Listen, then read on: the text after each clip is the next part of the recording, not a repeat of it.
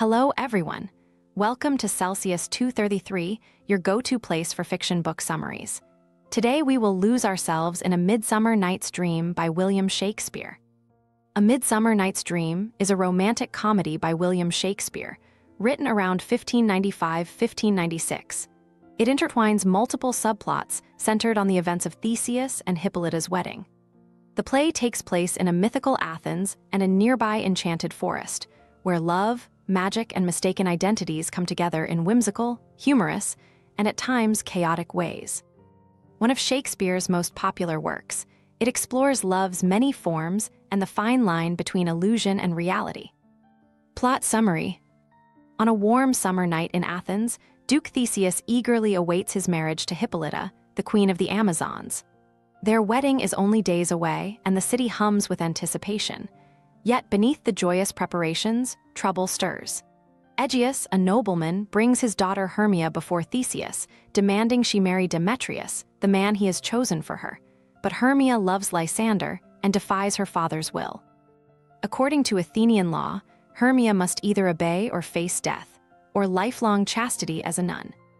Desperate, Lysander and Hermia plan to flee the city, seeking refuge in a distant aunt's house beyond the reach of Athenian law. That night, they steal into the enchanted forest on the edge of Athens, hoping to escape their fates. However, they are unknowingly followed by Demetrius, who is still determined to marry Hermia, and Helena, who is hopelessly in love with Demetrius despite his cruelty toward her. Helena, who longs for his affection, reveals Hermia and Lysander's plan to Demetrius in hopes of winning his favor. In the heart of the forest, Oberon, the king of the fairies, and his queen Titania are locked in a bitter quarrel. Oberon desires a young boy whom Titania has taken under her care, a boy she refuses to give up. To teach her a lesson, Oberon enlists his mischievous servant, Puck, to fetch a magical flower. This flower's juice, when applied to a sleeping person's eyes, causes them to fall madly in love with the first creature they see upon waking. As Titania sleeps in her bower, Oberon squeezes the juice onto her eyelids, planning to make her fall in love with the first ridiculous creature that crosses her path. But his meddling doesn't stop there. Overhearing Demetrius's harsh treatment of Helena in the woods, Oberon takes pity on the lovelorn girl. He orders Puck to apply the love potion to Demetrius's eyes, so he will fall for Helena as she deserves. However, Puck mistakes Lysander for Demetrius and anoints his eyes instead. When Helena stumbles upon Lysander, now lying asleep in the woods, she unwittingly becomes the target of the spell. Lysander awakens, immediately captivated by Helena's beauty, forgetting his love for Hermia. Confused and hurt by Lysander's sudden rejection, Hermia searches for answers, unaware of the magical mischief at play. While the lovers stumble through the woods in confusion, a group of Athenian craftsmen, simple tradesmen, are rehearsing a play they hope to perform for Duke Theseus's wedding. Among them is Bottom, a bumbling weaver with a flair for the dramatic. As they rehearse near Titania's bower, Puck, ever the trickster, transforms Bottom's head into that of a donkey. When Titania wakes, still under the influence of the love potion, she gazes upon the absurd sight of Bottom with his donkey's head and falls hopelessly in love with him. Meanwhile, Puck's blunder with the love potion spirals out of control. Oberon, seeing the chaos unfolding among the young lovers, tries to set things right. Puck is sent to find Demetrius and administer the potion correctly. Demetrius awakens and, like Lysander, now dotes on Helena, leaving both men competing for her love. Helena, believing herself the victim of a cruel prank, accuses them of mocking her, while Hermia, devastated by Lysander's sudden rejection, lashes out in anger. The enchanted forest becomes a battleground of confused affections and shattered friendships.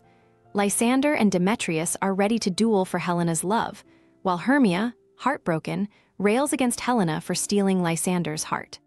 Puck, under Oberon's orders, leads the quarreling lovers deeper into the forest, tiring them out until they collapse from exhaustion. As dawn approaches, Oberon takes pity on the lovers. He instructs Puck to apply the antidote to Lysander's eyes, restoring his love for Hermia. When the lovers awaken, they believe the night's events to be nothing more than a strange dream. Lysander, once again devoted to Hermia, explains his sudden change of heart, while Demetrius, still under the influence of the potion, remains steadfast in his newfound love for Helena. With the love triangles untangled, the couples return to Athens to be wed alongside Theseus and Hippolyta. Meanwhile, Oberon releases Titania from her spell, and the fairy queen, horrified at her infatuation with the donkey-headed bottom, reconciles with Oberon. Together, they bless the union of Theseus and Hippolyta and the young lovers, ensuring that their future is filled with harmony. Back in Athens, the rude mechanicals perform their play, a comically disastrous rendition of the tragic love story of Pyramus and Thisbe, for the wedding celebration.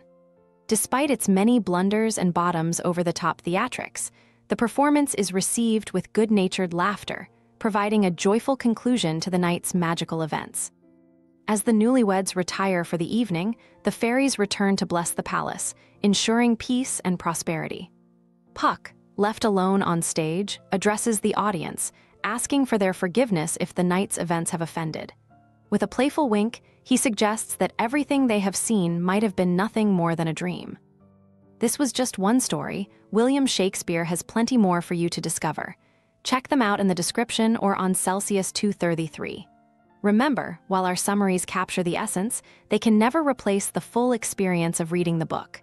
If this summary intrigued you, consider diving into the complete story, buy the book, and immerse yourself in William Shakespeare's original work.